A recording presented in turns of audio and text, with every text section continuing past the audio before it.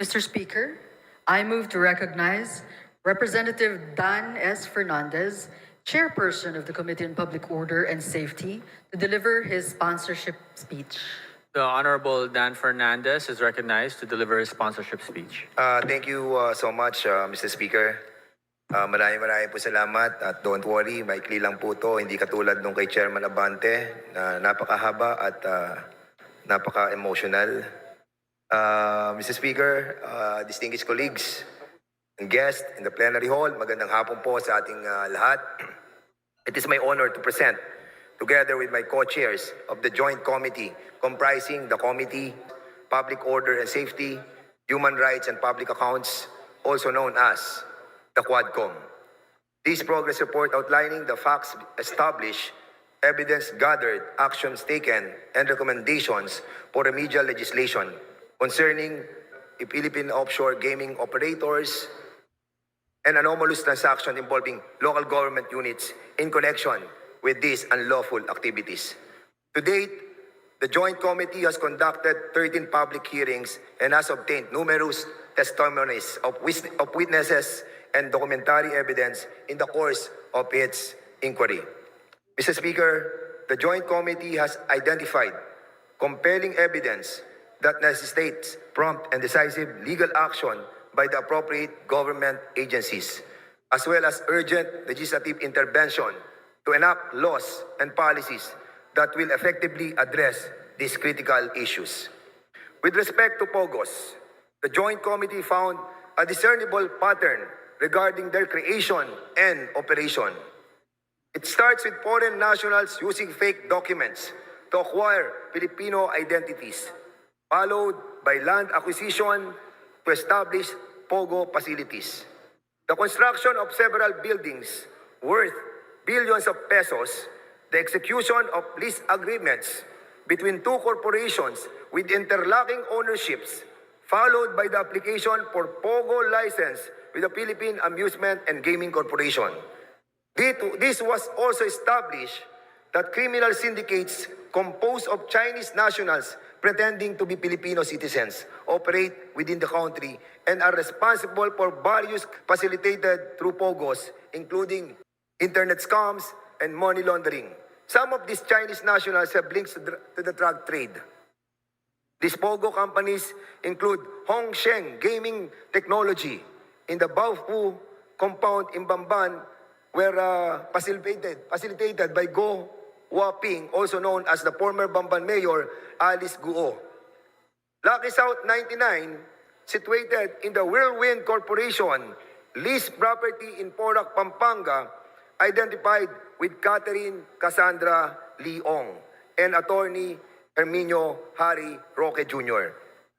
At kasama rin po dito si Sean Wei Technology owned by Alan Lim, also known as Wei Xiong Lim, together with his wife, Rose Nono Lin. The findings of the Joint Committee have led to the filing of cases against Guo Waping, Catherine Cassandra Leong, and attorney Harry Roque, and several other Chinese and Filipino incorporators of POGO companies for qualified money laundering cases have also been lodged against them. Aside from Guo, Ong, and Roque, the Joint Committee recommends that criminal investigations be commenced to look into the involvement of other key personalities such as Hong Ming Yang, also known as Michael Yang, his elder brother Yang Jianxin, also known as Tony Yang, and spouses Alan Lim and Rose Nono Lin into illegal POGO activities. As a result of the joint hearings, the Anti-Money Laundering Council was directed to apply with the court for the issuance of a freeze order covering the assets related to the unlawful activities of Lucky South 99, Whirlwind Corporation, and Bian Cham Holdings. Furthermore, as a result of the findings into the illegal activities of POGOs, this representation and fellow members of the Joint Committee filed House Bill number 10987 or the proposed Anti-Offshore Gaming Operations Act. The bill seeks to establish ironclad provisions against the resurgence of POGOs in the country and repeals two laws related to the offshore gaming. Executive Order Number 13, issued by former President Duterte, and Republic Act Number 11590, or the law taxing POGOs. In relation to POGOs, we filed more significant pieces of legislation. House Bill Number 11043, which seeks to provide for a civil forfeiture in favor of the state of any unlawfully acquired real estate properties by any foreign national. And a third measure, House Bill Number 11117, which seeks to provide for the administrative cancellation of birth certificates fraudulently registered by foreign nationals. The Joint Committee has recommended several other remedial legislations, including the following: Amendment to Republic Act Number 9487, further amending Presidential Decree Number 1869, otherwise known as the Charter of the Philippine Amusement and Gaming Corporation, so that PAGCOR shall have the exclusive authority to authorize, license, and regulate games of chance. Number 2, Amendment to Republic Act Number 10175, or the Cybercrime Prevention Act of 2012 to expand the definition of service providers, widen the scope of offenses, and strengthen the Cybercrime Investigation and Coordinating Center. Number 3, Amendment to Republic Act Number 10591, or the Comprehensive Firearms and Ammunition Regulation Act, to provide stiffer penalties for the illegal transfer or registration of firearms. Number 4, amendments to Republic Act Number 11055, or the Philippine Identification System Act, to impose stiffer penalties for the willful falsification or sale of fake PLC's IDs. Number 5, amendment to Republic Act Number 11934, or the Subscriber Identity Module Registration Act, to limit the number of blank SIM cards that are sold to resellers, or to require the pre-activation of SIM cards that are sold in bulk quantities. And lastly, amendment to the Charter of the PBDEC Industrial Authority to empower the corporation to fully exercise its visitorial and inspection powers over all locators and service providers operating inside the industrial state located in the municipalities of Tagoloan and Villanueva in Misamis Oriental. Mr. Speaker, beyond these legislative initiatives, beyond the possible filing of cases, I wish to highlight the suffering and abuse that many trafficking victims have endured at the hands of these evil POGO operators. Can never be rectified by laws alone.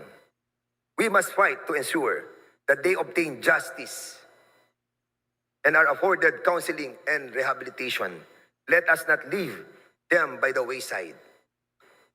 Ang karumal-dumal na gawain na kapaloob sa operasyon ng POGO ay isang bagay na hindi maitatago ng mga taong nakinabang sa operasyon na ito. Politiko, negosyante, mga banyaga at marami pang iba.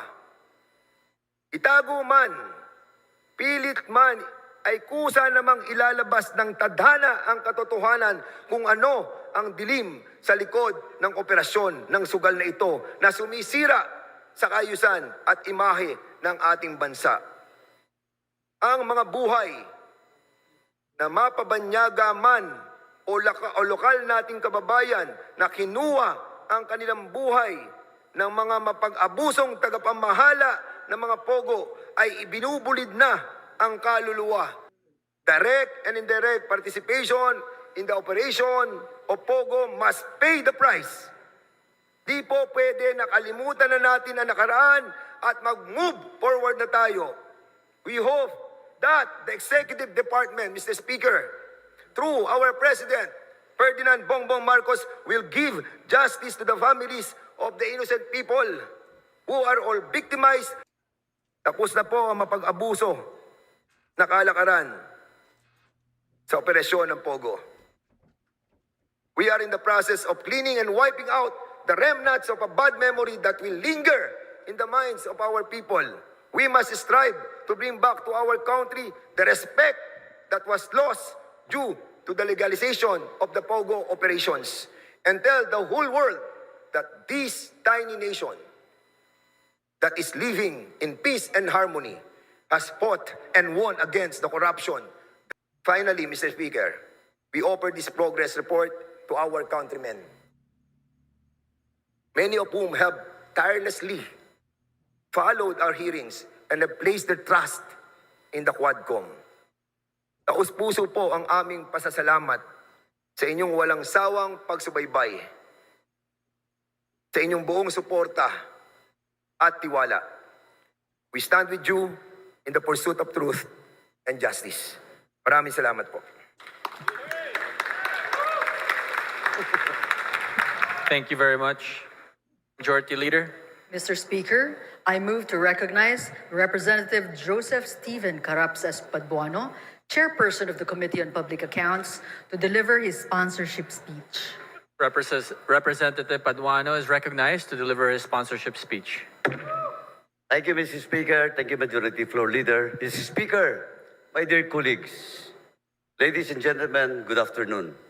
Mr. Speaker, before I proceed, once again, let me remind my co-chair, Chairman Abante and Chairman Dan Fernandez, for not once again following our agreement or not exceeding at least the maximum 10 minutes in their speech. Mr. Speaker, at the outset, I would like to express my gratitude to the leadership for allowing me to be a part of this endeavor, which I believe will greatly contribute to the nation. It is truly a great privilege to serve the country. The Joint Committee has conducted 13 public hearings and has obtained numerous testimonies of witnesses and documentary evidence in the course of its inquiry. After a thorough review of the pertinent information within each possession, the Joint Committee has identified compelling evidence that necessitates prompt and decisive legal action. On the part of the Committee on Public Accounts, this began with this investigation into the anomalous property transactions in Mexico, Pampanga, particularly those involving former Mayor Teddy Tumang and his assistant, Mr. Roy Gomez. It is now still at large because of the contempt order coming from my committee.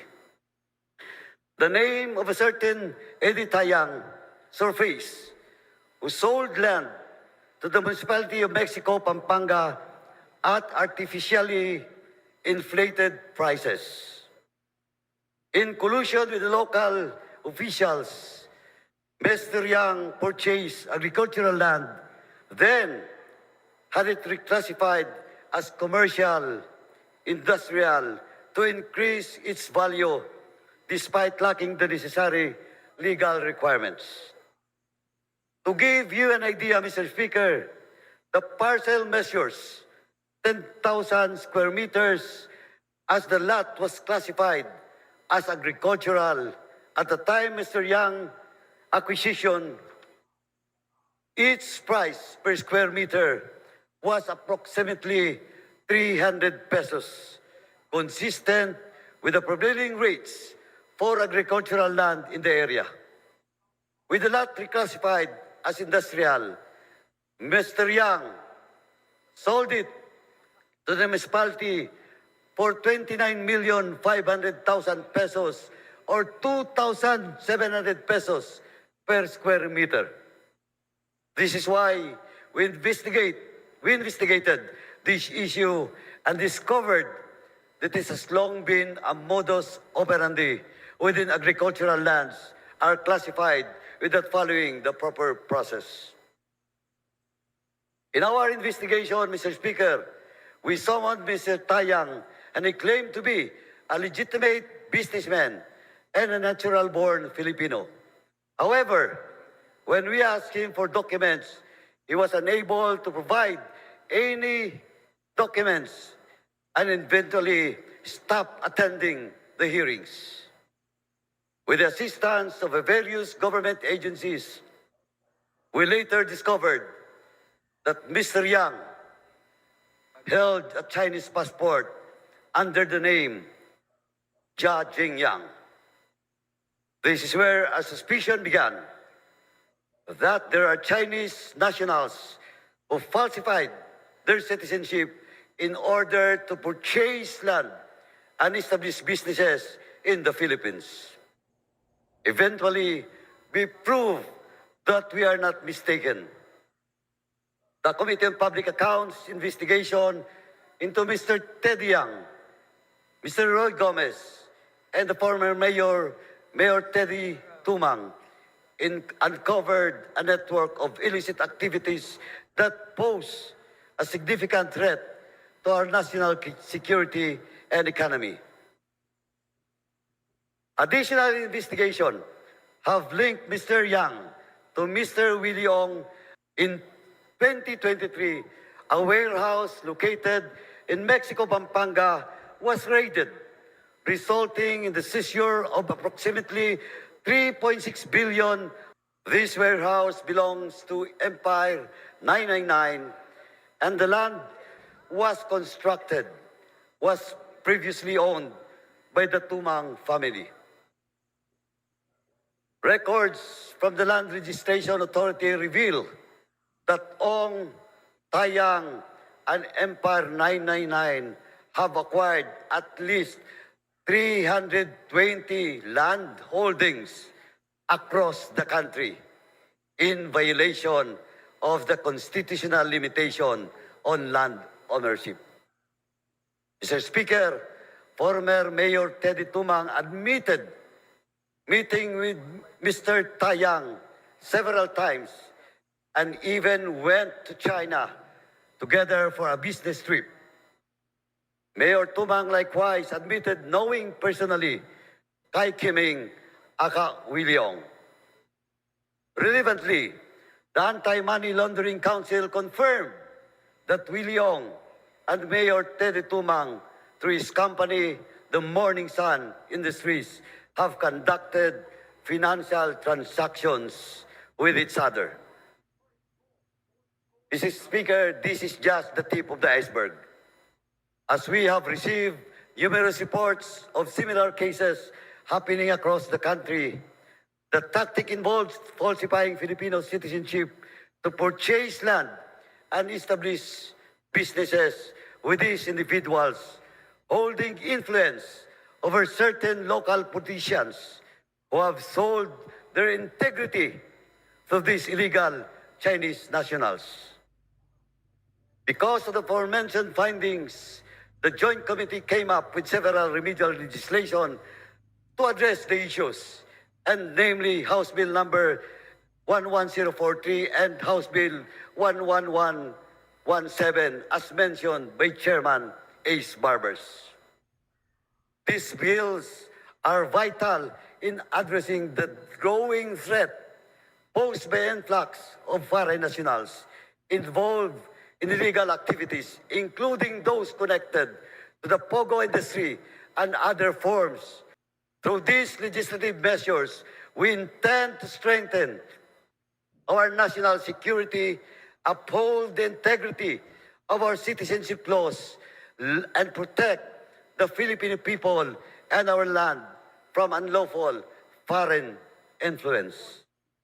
In conclusion, Mr. Speaker, I urge the members of this esteemed body to fully support these measures, and as they offer essential steps towards securing our national sovereignty, protecting our land resources, and ensuring the integrity of our citizenship laws. By enacting these measures, we take a strong stand against exploitation of our systems by foreign nationals, and we create lasting solutions to safeguard the interests of the Filipino people. Let us work together to protect our sovereignty, uphold justice, and strengthen the rule of law for the benefit of the future generations. Before I end, Mr. Speaker, once again, let me stress, for Chairman Barbers and myself, we are not running anymore in this forthcoming election. Ano po ang para sa amin? This is all about for the love of country, to protect the future generations. Kaya po, ang panawagan, tuloy ang Quadcom, tuloy ang laban. Maraming salamat po. Thank you very much. Majority Leader. Mr. Speaker, I move for the adoption of the findings and recommendations as contained in the progress report submitted by the Quadcom. There is a motion to adopt the findings and recommendations as contained in the progress report submitted by the Quadcom. Is there any objection? Chair hears none. The motion is approved. Majority Leader. Mr. Speaker, pursuant to the Quadcom's recommendation for the immediate conduct of more in-depth investigations and/or preliminary investigations on certain public officers, private individuals, corporations, and other entities summoned in this legislative investigation, and institute the filing of proper cases if warranted, I move that the progress report of the Quadcom be transmitted to the agencies mentioned in the aforementioned report for their appropriate action. I so move, Mr. Speaker. Is there any objection to the motion of the Majority Leader? The Chair hears none. The motion is approved. The Secretary General is directed to transmit the progress report to the agencies mentioned in the report. Majority Leader. Mr. Speaker, I move that the progress report of the Quadcom be furnished to the appropriate committees for referral of the proposed remedial legislation as contained in the report for their appropriate action. I so move, Mr. Speaker. Is there any objection? The Chair hears none. The motion is approved. The Secretary General is directed to furnish the progress report to the committees mentioned.